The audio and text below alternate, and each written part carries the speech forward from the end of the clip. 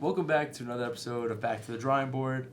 I'm Alec Bean, and today we're taking a look at the Washington Commanders.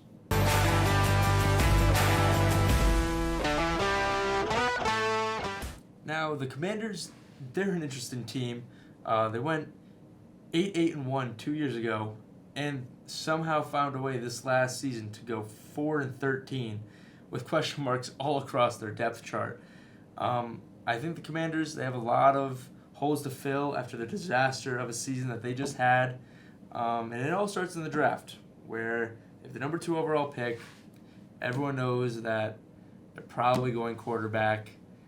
Although I am a big Sam Howell believer, I think that they're still going to pick a quarterback. I don't know how confident I am in this quarterback that I have them taking, though. I'm a big fan of him, and it's Drake May. And although I'm a big fan of him, the question marks are that he's a North Carolina quarterback. Sam Howell is a North Carolina quarterback. Does the apple fall far from the tree? We won't know. However, huge fan of Drake May. In 2022, he had 4,300 passing yards, 38 touchdowns, only 7 interceptions. 2023, bit of a down year, 3,600 yards, 24 touchdowns, and 9 interceptions. And although he did have that down year, he spent this past season without his top receiver in Josh Downs. And not to mention, he also had 9 touchdowns with his feet this season. They have 2 picks in the second round. I have them using their number 36 pick. I'm going to butcher this name. On Maris Luafau. He's an extremely athletic and physical linebacker out of Notre Dame. The Commanders have an extremely weak linebacker core, especially after giving up edge Josh Allen. Oh, sorry, not Josh Allen, Montez Sweat, sorry. Josh Allen written down here. He's extremely athletic. He can do anything across the board that they need. And with their 40th overall pick in the second round, I have them taking a tight end. And whether it's Jatavion Sanders out of Texas or Cade Stover out of Ohio State, no matter who it is, they need to draft a tight end. Logan Thomas is not that guy. He's very, very inconsistent. And I think that picking up one of these 2 rookies could be huge for that Commanders offense and giving Drake May someone to target. And so, moving on to free agency, the Commanders are doing a lot. They have $73.5 million in cap space. And I already mentioned his name. Yes, I have them signing edge rusher Josh Allen for 4 years, $80 million to replace Montez Sweat. I think Josh Allen is one of the best edge rushers in today's game, and I think he's expecting a big contract this upcoming offseason. I believe it's projected around 21 million. So I have them giving him $20 million a year for 4 years. I think that he's fast, he's physical, he's versatile, he can do whatever you need. Moving on, I have them re-signing Kendall Fuller, 3 years, $45 million. I know he's expecting more money. I know it. But I think that they're going to be able to work something out with a new coaching staff. I think that he'll have a bit of faith that they can win.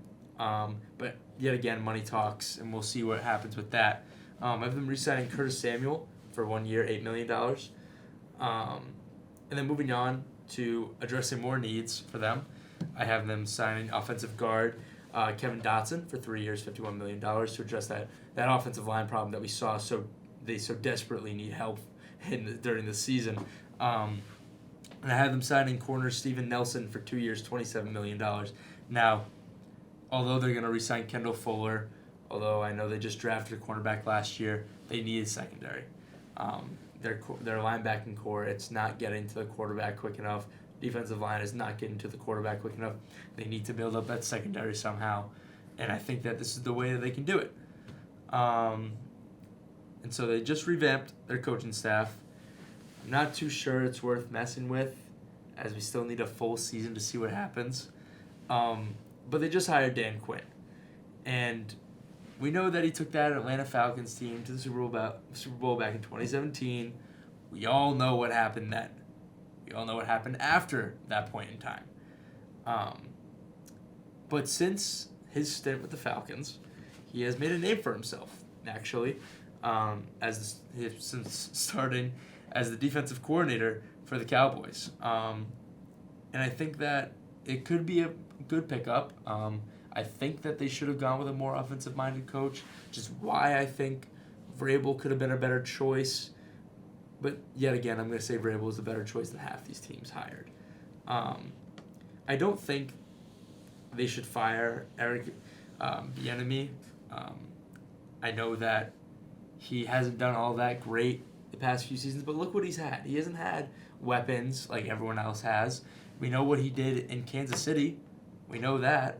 We saw that.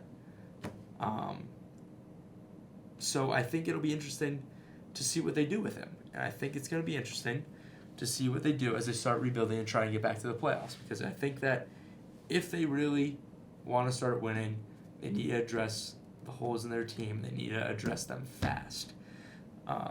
So with that said, here are the changes I made to the Commanders this episode. And that's going to do it for another episode of Back to the Drawing Board, UCTV Studio. I'm Alec Bean, and I'll see you next time.